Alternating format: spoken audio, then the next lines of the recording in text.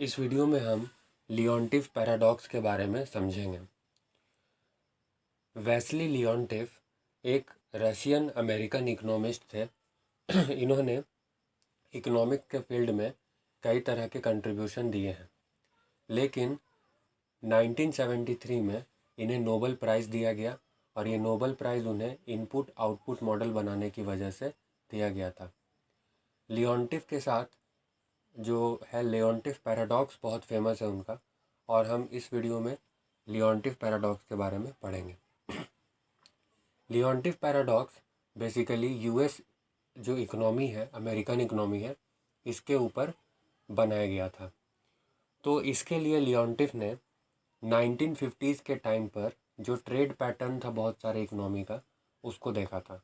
खास करके लियोनटिफ ने अमेरिका में किस तरह से ट्रेड होता है, अमेरिका में लेबर के थ्रू कितना प्रोडक्शन होता है किसी चीज़ का, कैपिटल के थ्रू किसी चीज़ का कितना प्रोडक्शन होता है, ये सारी चीज़ें अमेरिकन इकोनॉमी में खास करके लियोनटिफ ने देखी थी। तो 1953 में लियोनटिफ पैराडॉक्स आया था। अब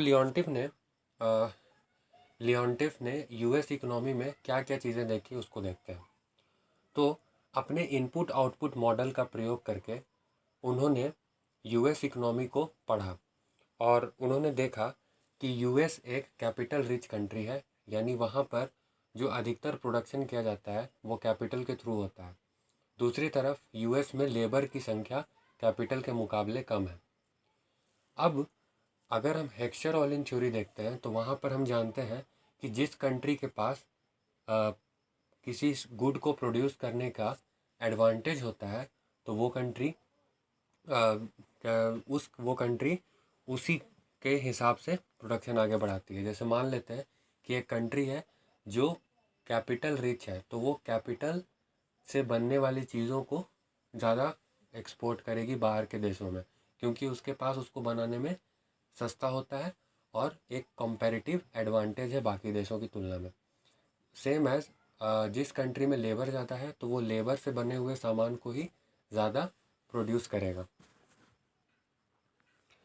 तो ये था हेक्स्चर-ओलिन थ्योरी, यानी कि जिसके पास कैपिटल ज़्यादा है यानी कैपिटल रिच है तो वो कैपिटल से बने हुए सामान को प्रोड्यूस करेगा, और जिसके पास लेबर ज़्यादा है वो लेबर से रिलेटेड जो गुड्स है उसको ज़्यादा एक्सपोर्ट करेगा, क्योंकि उसको बनाने में सस्ता होता है। अब देखते हैं कि लियोनटिफ पैराडॉक्स किस तरह से उन्होंने इस टेस्ट को कंडक्ट किया था।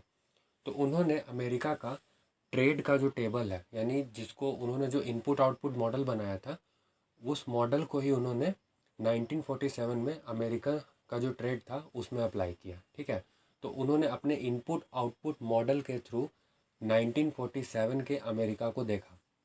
तो उन्होंने एक बहुत ही दिलचस्प चीज़ें उसमें ऑब्ज़र्व की। तो सबसे पहली चीज़ थी कि उन्होंने क्या क्या किया, 38 इंडस्ट्री को चुना। ये 38 इंडस्ट्री क्या क्या थे, ये 38 इंडस्ट्री वो इंडस्ट्रीज़ थे जो बाहर की दुनिया में अपने सामान को बेचते थे। ठीक है, यानी जो इंटरनेशनल कमोडिटी बनाती थी जो इंडस्ट्रीज़ अमेरिका के अंदर, उसको इन्होंने चुन लिया। फिर इन्होंने फैक्टर को दो भाग में बांटा, लेबर और कैपिटल। अब क्या हुआ कि अब यहाँ पर उन्होंने जब ऑब्जर्वेशन लिया तो उन्होंने देखा कि जो यूएस का इकोनॉमी है ये एक कैपिटल रिच कंट्री है, जैसा कि मैंने पहले ही बताया। लेकिन यहाँ पे दिलचस्प बात ये थी कि हेक्स्चर-ओलिन थ्योरी के हिसाब से तो अमेरिका को कैपिटल से बनने वाली चीज़ों को ही बाहर एक्सपोर्ट करना चाहिए था, लेकिन उल्टा हुआ। अमेरिका जो था वो लियोनटिफ के अकॉर्डिंग कैपिटल से रिलेटेड चीज़ों को इंपोर्ट करता था, मतलब बाहर से मंगवाता था, और अपने लेबर को ही बाहर की दुनिया में एक्सपोर्ट करता था 1947 में। तो ये जो था एक तरह से हेक्स्चर-ओलिन थ्योरी का क्रिटिसिज्म बन गया, या ठीक उसका उल्टा हुआ। तो इसी को कहा जाता है हेक्स्चर-ओलिन थ्योरी का ये एक तरह से कॉन्ट्रास्ट था। तो इसको लियोनटिफ पैराडॉक्स कहते हैं। और क्या क्या ऑब्जर्वेशन थे, पहला तो ये कि कैपिटल रिच होने के बावजूद वो कैपिटल से रिलेटेड गुड्स को इंपोर्ट करता था, मंगवाता था, और लेबर को अपने देश से बाहर भेजता था, जबकि लेबर उसका कम था।